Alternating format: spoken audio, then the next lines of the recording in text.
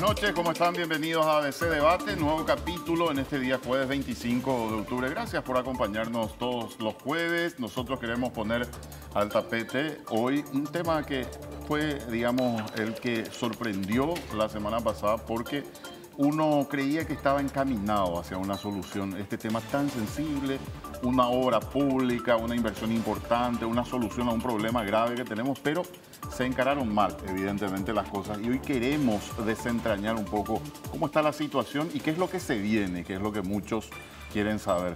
Antes que nada, quiero decirles que vamos a hablar del Metrobús, por supuesto, esta noche, y también vamos a hablar de lo que ocurría en el Congreso. Pero antes, quiero saludar a mi compañero Marcos Cáceres. ¿Qué tal, Marcos? ¿Cómo estás? Buenas noches, ¿qué tal, Roberto? Y buenas noches a los televidentes. Bueno, el tema Metrobús, un tema sensible, un Marcos, regalo del gobierno anterior. Sí, sí. Muchos dicen que dejó instaladas varias bombas el gobierno anterior con el tema Metrobús. Se hicieron mal las cosas desde un principio, es lo que muchos analistas dicen, aquellos que entienden el tema, ¿verdad? Nosotros apenas recogemos opiniones de mucha gente, de entendidos en la materia, pero hay coincidencias, se planteó mal, se llevó a cabo de mala manera, no se tenían las condiciones, mucho dinero de por medio y lo fundamental, mucha gente perjudicada y una obra que no avanzaba, o sea, la desesperación de aquel que está afectado por algo que no tiene en sus manos una solución. Sí, Roberto, yo creo que muchos, me incluyo, no creíamos que hasta este punto estaban las cosas improvisadas, ¿verdad? Que todo estaba tan sostenido con alfileres, como se suele decir. Es terrible la situación que quedó. Inclusive hasta ahora, de eso vamos a hablar, no está claro cuál va a ser la solución, si esto de alguna vez va a terminar, si va a quedar así, si... No sabemos. Se suspendieron los trabajos en zona de obras del Metrobús. Nosotros intentamos traer hoy al exministro de Obras Públicas, Ramón Jiménez Gaona. Le cursamos la invitación, nunca respondió. Invitamos a la gente de Motangil, la empresa portuguesa contratista para esta obra. Tampoco quisieron venir. Y así es que hoy intentamos hablar, por supuesto, con todos los sectores. Hoy hemos invitado y ya les presentamos a las personas que están con nosotros. Primero, el señor Sixto Morinio, interventor del Ministerio de Obras Públicas. ¿Cómo está, señor? Buenas noches, Roberto. Buenas noches, Marco. Muy bien. Gracias por invitarnos. También a Nelson Escobar, uno de los afectados justamente, frentista, zona de Fernando de la Mora. ¿Cómo te va, Nelson? Muy buenas noches, Marco, Roberto, y para la audiencia que nos está escuchando. Bien. Bueno, yo quiero empezar, antes que nada, con Nelson, para disparar un poco el tema, empezando por la zona sensible. ¿Cuántos afectados, digamos, gente que tuvo que cerrar su comercio en la zona de obras del Metrobús? Se tiene una estadística al respecto, ¿no? Bueno, si vamos a la zona afectada hasta hoy día, que es el tramo 3, ¿verdad? Se habla estimativamente de 500 comercios, de los cuales nosotros tenemos un relevamiento que hicimos como la asociación, ¿verdad?, de 196 comercios realmente. Eso fue hasta agosto y eso sigue... Comercios que cerraron. Comercios cerrados. Pero eso sigue creciendo porque eso fue nuestro último relevamiento de agosto cuando se hizo el cambio cuando tuvimos la audiencia con el ministro, ¿verdad? Y eso conlleva a más de 1.300 personas desempleadas. 1.300 personas. Exactamente, esa es la realidad, mucho, es nuestra realidad hoy, ¿verdad? Exactamente. Y más todavía, por ejemplo, te comento que más desempleo genera, porque eso, como le digo, va creciendo constantemente. Ese último relevamiento que tenemos ya es de un mes y medio atrás. Correcto. Yo voy al señor Sixto Morinio, el representante del Ministerio de Obras Públicas, hay que decirlo. ¿Por qué se llega a esta situación, Sixto? O sea, ¿qué es lo que hace que se llegue a un momento y se diga, bueno, esto no va más, aquí no podemos continuar? ¿Qué se planteó mal? ¿Dónde hubo errores o dónde se cometieron errores? Bueno, hay que recordar que el día 13 de agosto de este año, la empresa Motangil presenta al Ministerio de Obras Públicas una nota en el cual dice que dentro del plazo estipulado en el contrato, que es de 21 días, ellos suspenderían las obras. 2 días antes que asuma el nuevo gobierno. Sí, 2 días antes. Entonces, la cuestión esgrimida por la empresa es que no tienen frente de trabajo, es decir, frentes liberadas para realizar los trabajos, y que también había mora de parte del ministerio con ellos. En cuanto al pago, digamos. En cuanto al pago, sí. En realidad, a mi criterio, la cuestión de la mora era insignificante, ¿verdad? algo así como 183 millones de guaraníes más 45.000 dólares, que sumado es menos de 90.000 dólares.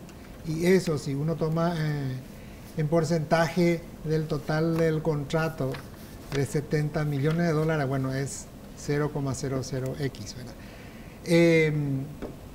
Eso fue lo que funcionó como un detonante, sí, como una excusa, ¿verdad? El día 16 se encuentra la nota, obviamente, ¿verdad? Y ya con el nuevo gobierno. Con el nuevo gobierno, etcétera, etcétera. Y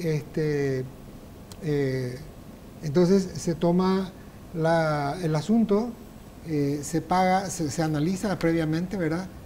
Y se paga lo que se adeudaba en ese momento, que era poco dinero considerando. Entre otras cosas, también ellos habían reclamado 18 millones de dólares en materia de costos fijos y gastos generales, a la cual supuestamente ellos se vieron obligados a incurrir por los atrasos. Fuera del contrato original, digamos. Claro, no. O dentro del contrato. Dentro del contrato, pero hay cláusulas donde, bueno, se pueda pagar, por ejemplo, por tal o cual cosa, si es que no se realizan ciertos trabajos, se puede.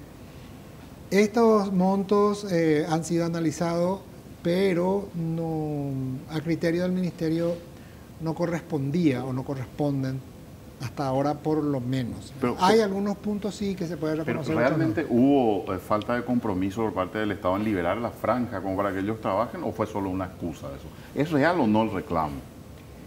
Lo que hace referencia a falta de liberación, eso es una realidad. Nosotros tenemos franjas por liberar todavía en agenda. Tenemos unas 12 propiedades por ahí bastante conflictivas, particularmente en las zonas donde están previstas construir las paradas, porque en esa zona normalmente la vía tiene que ser más ancha, entonces se tiene que indemnizar o expropiar algunas cuestiones. ¿Cómo se pudo comenzar la obra? ¿Cómo se llegó a eso? Porque se supone para comenzar una gran obra como esa, todos tienen que estar previstos, ya tienen que estar listos simplemente para trabajar. La ley de expropiación del ministerio es del año 2015. En esa ley estaba previsto, digamos, el pago de la expropiación por propiedades que iban a ser, y también el pago, que le llama expropiación la ley, ¿verdad? Pero en realidad es como una suerte de compensación por las mejoras, ¿verdad? Porque hay propietarios o frentistas que si bien sus propiedades no llegan hasta la, digamos, la zona de obra, pero sí, por ejemplo, sus letreros, no sé, toldos o lo que sea, que sí se tiene que retirar, entonces se le paga un monto, eso, una previa tasación. Aquí podemos decir, Sixto, yo por lo menos por la explicación que estoy escuchando y lo que pude leer hasta ahora, entiendo que hubo una negligencia del gobierno anterior en esa materia. ¿Podemos hablar de negligencia? Mira, si vamos a hablar de negligencia, en la propia ley, a mi criterio personal, y lo digo bajo mi responsabilidad, en la propia ley de expropiación del 2015 ya tiene algunos problemas. Lo que no hay que olvidar es que hay un decreto del Poder Ejecutivo del año 1980 por el cual se autoriza, digamos, que Eusebio Ayala hasta San Lorenzo sea duplicada en sus vías. Antes era uno ida y vuelta y ahora no. Con esta obra, de hecho, se invadieron muchas propiedades de frentistas. O sea, muchas propiedades de frentistas están hoy día dentro de la calzada. Pasaron 38 años. Si uno se va a regir a lo que dice la ley, probablemente por la ley de usucapión, eso ya corresponde todo al Estado. Pues tengo entendido que los bienes del Estado no pueden usucapirse. No, pero estos son bienes privados, son propiedades privadas, donde el Estado, digamos, construyó una calzada, pero como que nunca los frentistas hicieron gestiones para regularizar, han pasado 38 años, entonces eso ya forma parte del Estado.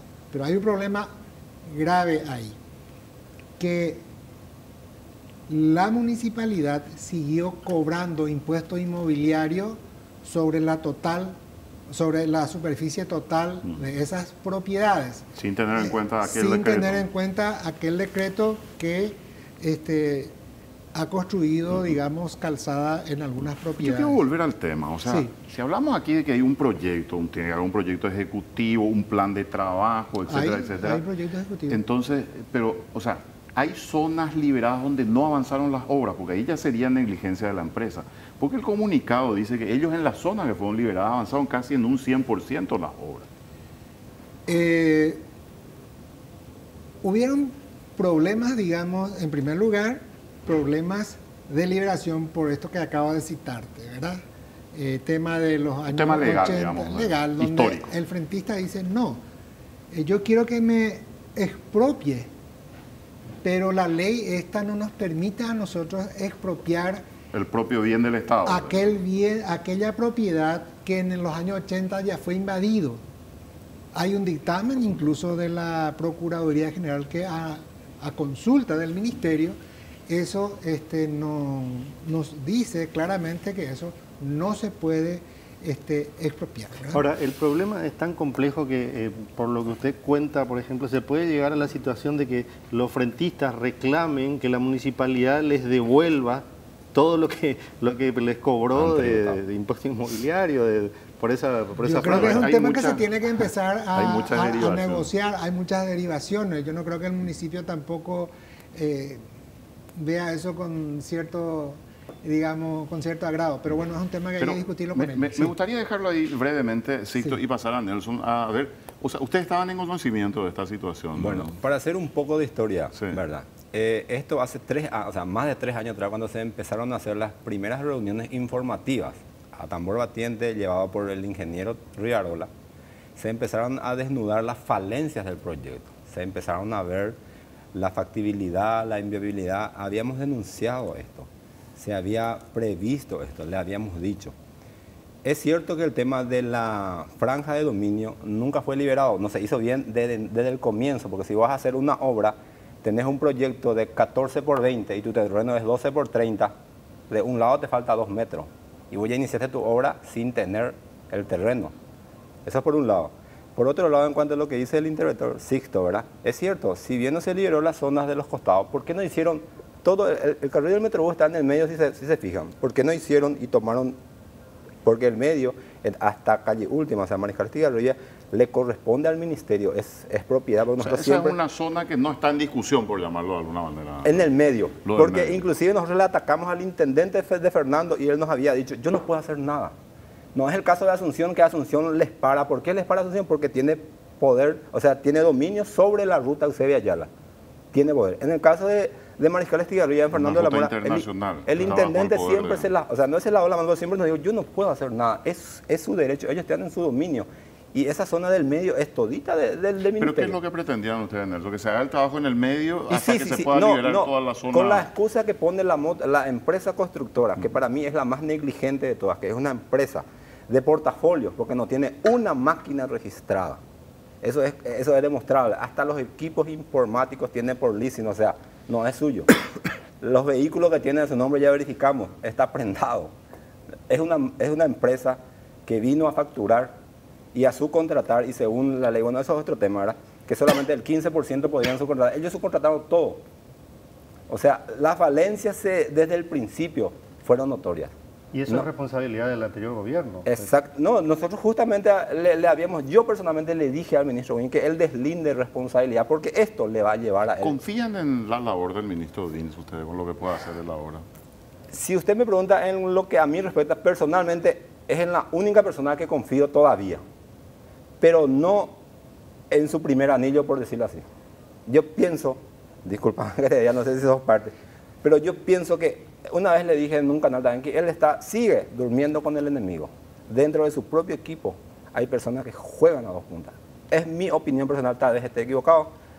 Yo en el ministro todavía confío. Pero ¿opinás eso porque hay cosas que sabés y no podés decir o es una suposición? hay cosas que sé que se maneja por el tema de las ramas, o sea, por el tema de, ¿cómo te voy a decir? Hay cosas que sé. Entonces, hay personas que siguen apuntando a dos cosas, porque el ministro tiene una idea. El ministro se plantó, lloró otra vez con nosotros el sábado. Fue muy interesante. Nosotros salimos como victoriosos un día, pero después lo que pasó el lunes se retrotrajo todo y... ¿Ustedes qué pretenden? ¿Que ahora se termine de alguna manera esto para fin de año, se pueda seguir trabajando en la zona? ¿Y qué piensan del trabajo? O sea, ¿tiene que continuar? Vamos a aclarar ese punto. No se puede terminar el Metrobús como sí. Nosotros lo que pedimos es la habilitación en dos partes. De la zona intervenida, una zona de obras hechas ya a ambas calzadas, mitad y mitad. Porque viene una calzada desde el kilómetro, desde la facultad inclusive, ¿verdad? Viene una calzada, viene hasta el kilómetro 8, son como 2000 metros, que es de un lado. El otro lado no hay, o sea, la mitad nomás está hasta lo que sería el kilómetro 9. Porque lo que se terminó realmente de ambos lados es 800 metros, esa es la realidad. Después tenemos el otro sector, ese es el lado norte que decía. El lado sur tenemos de calle Última hasta lo que sería Pitiantuta, un trayecto de 1,5 kilómetros aproximadamente. Nosotros hoy pedimos como comerciantes afectados que habiliten todo, o sea, nosotros queremos el fluido tráfico porque nosotros somos comerciantes y necesitamos vender. O sea, que el ministerio deje disponible eso como para que circulen los vehículos. Que se ponga en disposición la parte que ya está terminada, una parte que se termine, como dice el interventor, lo que se puede terminar, y la otra parte es un bacheado lo que se va a hacer.